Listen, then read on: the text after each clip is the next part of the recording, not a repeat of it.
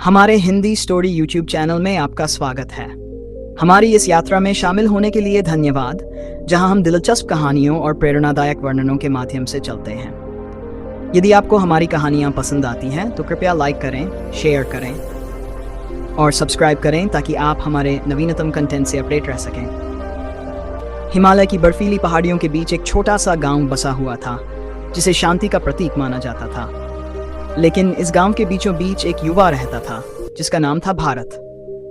भारत अपने गांव में अपने गुस्से और अशांत मन के कारण प्रसिद्ध था।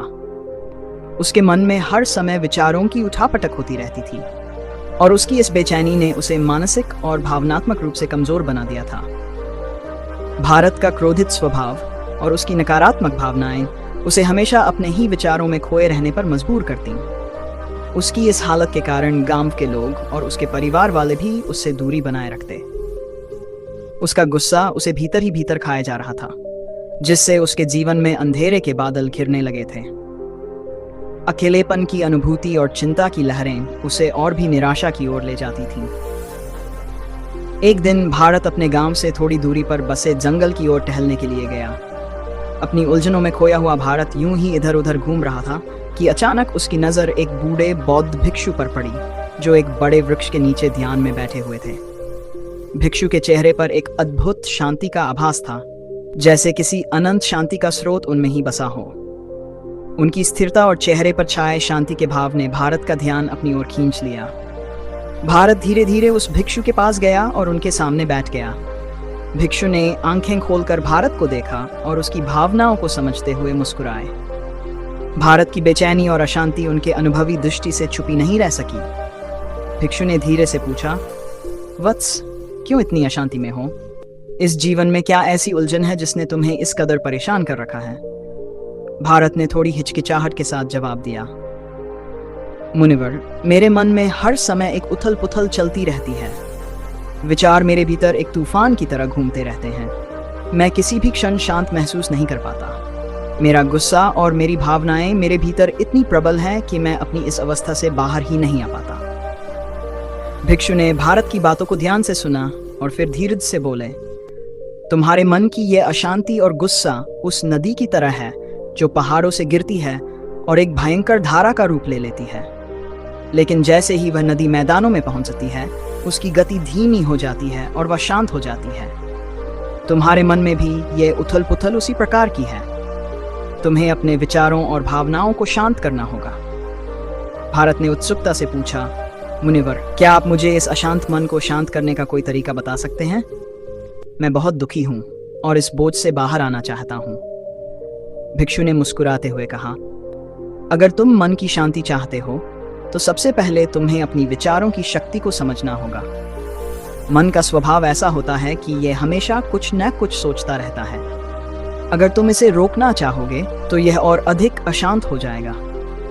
लेकिन अगर तुम इसे बिना किसी पूर्वाग्रह के देखने की आदत डाल लोगे तो यह धीरे धीरे शांत होने लगेगा। फिर भिक्षु ने भारत को एक कहानी सुनाई। बहुत समय पहले एक नगर में शक्ति नाम का एक व्यक्ति रहता था। वह हर काम में लोगों से तारीफ की उम्मीद करता था, लेकिन जब उसे किसी काम में असफलता या आलोचना का सामना करना पड़ता तो वह अत्यधिक तनाव में आ जाता। उसने यह मान लिया था कि सफलता और मान्यता ही उसे खुशी देगी, लेकिन जितना वह इन चीजों के पीछे भागता उतना ही अधिक बेचैन होता जाता। भारत ने ध्यान से यह कहानी सुनी और फिर पूछा, मुनिवर, क्या शक्ति ने अपनी बेचैनी को शांत करने का कोई रास्ता ढूंढा? भिक्षु ने जवाब दिया, हाँ। एक दिन शक्ति का सामना महाकौशल नाम के एक बौद्ध भिक्षु से हुआ। महाकौशल ने शक्ति को सिखाया कि मानसिक शांति केवल वर्तमान में जीने और विचारों से दूरी बनाने से प्राप्त होती है। उन्होंने कहा, तुम्हारा मन एक नदी की तरह अशांत है, लेकिन जब तुम अपने विचारों को छोड़ने का अभ्यास करोगे तो तुम्हारा मन शांत हो जाएगा। भारत ने सोचा कि कैसे वह अपने विचारों को छोड़ सकता है, क्योंकि वे तो उसके व्यक्तित्व का एक हिस्सा बन चुके थे। भिक्षु ने उसे एक उदाहरण देकर समझाया, मान लो कि तुम्हारे हाथ में पानी से भरा हुआ एक गिलास है। जब तक तुम उसे पकड़कर रखोगे वह भारी महसूस होगा, लेकिन जैसे ही तुम उसे छोड़ दोगे तुम्हारा बोझ हल्का हो जाएगा। ऐसे ही तुम्हारे विचार हैं, जितना तुम उन्हें पकड़े रखोगे उतनी ही अधिक पीड़ा का अनुभव होगा। भारत ने भिक्षु की बातों को आत्मसात करते हुए सोचा, तो क्या विचारों को छोड़ने से मेरे मन की शांति वापस आ सकती है? भिक्षु ने कहा, हाँ, विचारों को बिना किसी पूर्वाग्रह के देखो। जैसे बादल आते हैं और चले जाते हैं, वैसे ही तुम्हारे विचार भी आते हैं और चले जाते हैं। इस बदलाव को स्वीकार करने से ही शांति प्राप्त हो सकती है। भारत ने भिक्षु की बातों का पालन करना शुरू किया। वह हर दिन ध्यान में बैठता और अपने विचारों का अवलोकन करता। धीरे धीरे उसे महसूस होने लगा कि उसकी चिंताएं और गुस्सा उसके विचारों और भावनाओं से ही उपजे हैं। जैसे जैसे वह अपने विचारों को स्वीकार करने लगा, उसके मन में शांति का अनुभव होने लगा। समय बीतता गया और भारत ने पाया कि वह अपने भीतर गहरी शांति का अनुभव कर सकता है। उसकी ये नई अवस्था ने गांव के लोगों को भी प्रेरित किया। लोग उसके पास अपनी परेशानियां लेकर आने लगे और वह उन्हें अपनी ध्यान साधना की विधियों से परिचित कराने लगा। भारत धीरे धीरे गांव के लोगों के लिए एक शांति का स्रोत बन गया।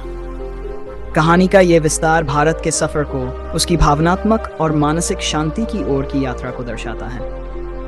इस कहानी में भावनाओं की गहराई है और यह भी समझाया गया है कि कैसे हमारे विचार और भावनाएं हमारे जीवन में शांति या अशांति ला सकती हैं।